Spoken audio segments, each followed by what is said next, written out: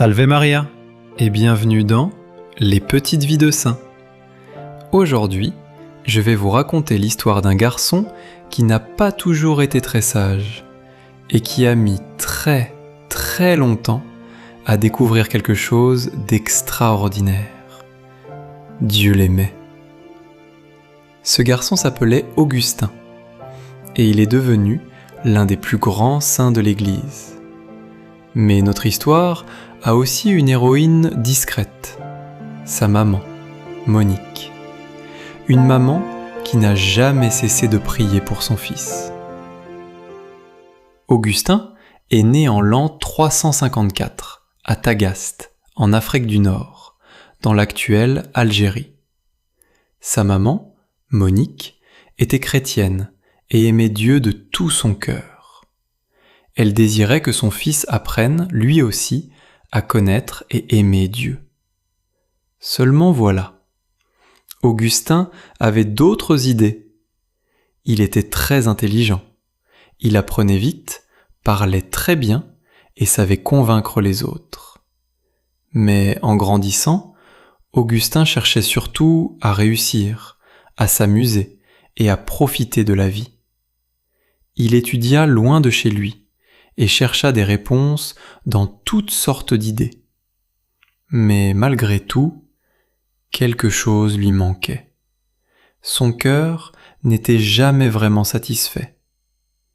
Et pendant toutes ces années, Monique priait. Elle priait encore et encore pour que son fils découvre Dieu. Parfois, elle pleurait tant elle désirait sa conversion. Mais elle ne perdait pas espoir. Jamais. Augustin voyagea beaucoup.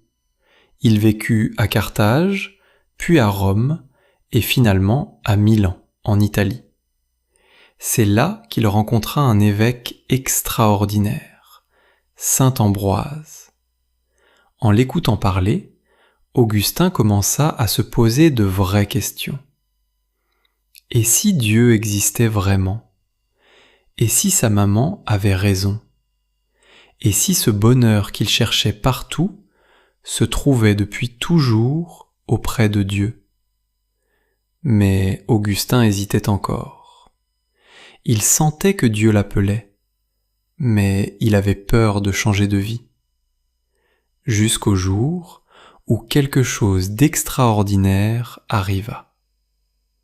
Augustin était dans un jardin. Il était bouleversé. Son cœur était lourd. Il savait qu'il devait changer, mais il n'arrivait pas à prendre sa décision. Alors, il se mit à pleurer. Et soudain, il entendit une voix d'enfant venant d'une maison voisine. La voix répétait comme une chanson. « Prends Élie, prends Élie ». Augustin trouva cela étrange.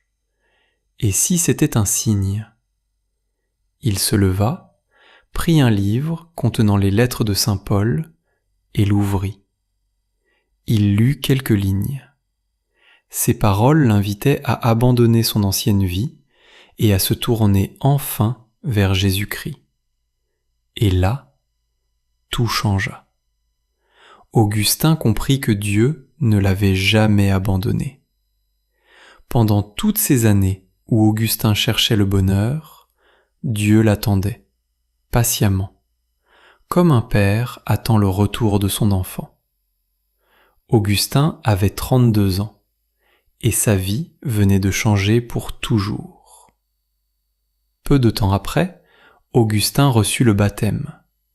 Et devinez qui était là? Sa maman, Monique. Après tant d'années de prières et de larmes, elle voyait enfin son fils devenir un ami de Dieu. Mais Augustin ne fit pas les choses à moitié. Il abandonna ses anciennes ambitions et choisit une vie consacrée à Dieu. Quelques années plus tard, il devint prêtre, puis évêque de la ville d'Hippone. Il prêchait, enseignait et écrivait énormément pour aider les chrétiens à mieux comprendre leur foi. Son livre le plus célèbre s'appelle Les Confessions. Il y raconte ses erreurs, ses recherches et comment Dieu l'a conduit jusqu'à lui. Il y écrit cette magnifique phrase : « Tu nous as fait pour toi, Seigneur, et notre cœur est sans repos tant qu'il ne repose en toi. » Augustin avait enfin compris pourquoi rien n'avait réussi à satisfaire complètement son cœur. Son cœur cherchait Dieu.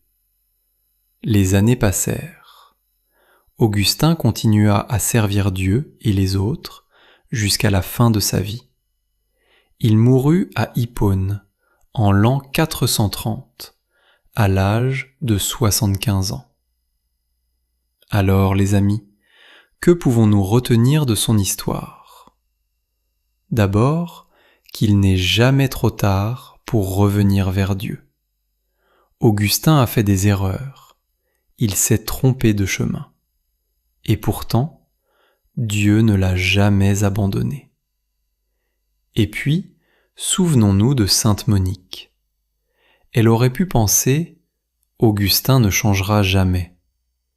Mais elle continua de prier, elle continua d'aimer, elle continua d'espérer. Alors, si vous priez pour quelqu'un que vous aimez, ne perdez pas courage. Parfois, Dieu travaille dans un cœur sans que nous puissions encore le voir. Merci d'avoir écouté cette histoire, les amis. Sainte Monique et Saint Augustin, priez pour nous. Et on se retrouve très bientôt pour une nouvelle petite vie de saint. À bientôt. Ce podcast vous est proposé par les héros de l'Évangile. À très bientôt pour découvrir ensemble la vie d'un nouveau saint.